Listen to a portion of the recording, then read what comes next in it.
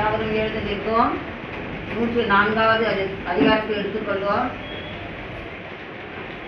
35 வசனங்கள் உள்ளது. 3 வசனமாய் நாம் மாறி மாறி வாசிப்போம்.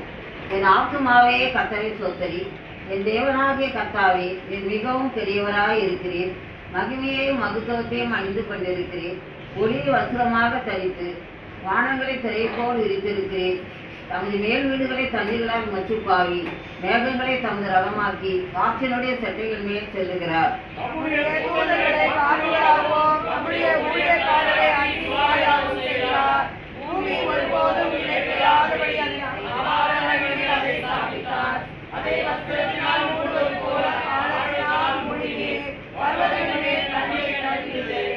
அவைகள் உமது கண்ணீர்த்தால் விலகி ஓடி உமது குமரலின் சத்தத்தால் விரைந்து போயிற்று.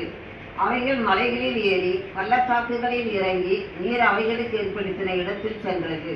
அவைகள் திரும்பவும் வந்து பூமி மூடிக்கொள்ளாதபடி கடவாது இருக்கும் எல்லையை அவைகளுக்கு ஏற்படுத்தினீர்.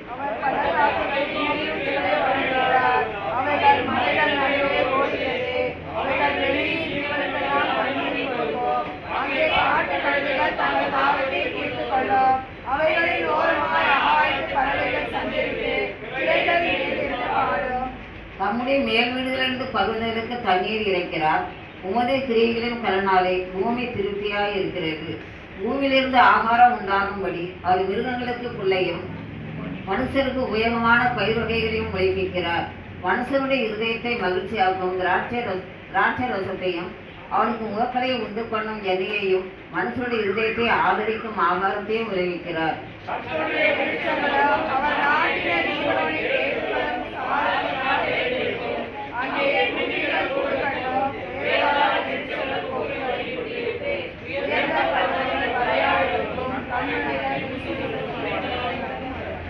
சந்திரனை கால குறிப்புகளுக்காக படைத்தார். சூரியன் தன் அசமனத்தை அறியும். நீர் இருளை கட்டளையிடுகிறீர், ராக்காலமாகும். அதிலே சகல காட்டு ஜீவன்களும் நடமாடும். வாத சிங்கங்கள் இறைக்காக கெஞ்சித்து தேவனால் தங்களுக்கு ஆகாரம் கிடைக்கும்படி தேடும்.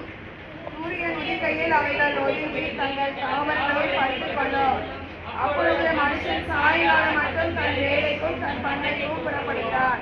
கர்த்தாவே, உமது கிரியைகள் எவ்வளவு திரளாயிருக்கிறது! அவைகளெல்லாம் ஞானமாய் படைத்து பூமியுடைய பொருட்களினால் நிறைந்திருக்கிறது. பெரிதும் விசாலமான சமுத்திரமும் அப்படியே நிறைந்திருக்கிறது. அதிலே சஞ்சரிக்கும் சிறியவைகளும் பெரியவர்களுமான எண்ணிறைந்த ஜீவன்கள் உண்டு. அதிலே கப்பல்கள் ஓடும். அதிலே விளையாடும்படி நீர் உண்டாக்கின தீவுகளும் உண்டு. ஏற்ற வேலையில் ஆகாரத்தை தருவீர் என்று அவைகளெல்லாம் உங்களை நோக்கி காத்திருக்கும்.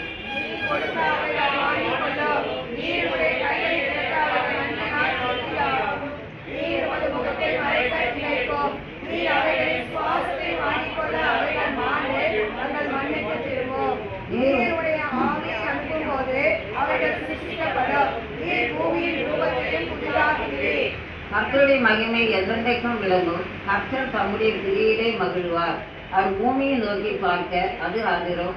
அவர் பர்வதங்களை தொட அவைகள் புகையும். நான் உயிரோடு இருக்க மட்டும் என் கர்த்தரை பாடுவேன். நான் உள்ளாலும் என் தேவனை கீர்த்தனம் பண்ணுவேன். சேர்ந்து வாசிப்போம். அவரை தியானிக்கும் தியானம் இனிதாய் இருக்கும். நான் கர்த்தருக்குள் மகிழ்வேன். பாவிகள் பூமியிலிருந்து நிர்மூலமாகி துன்மார்க்கர் இனி இராமற் போவார்கள். என் ஆத்துமாவே கர்த்தரை சோத்தரி. அல்லேலூயா. ஆமென்.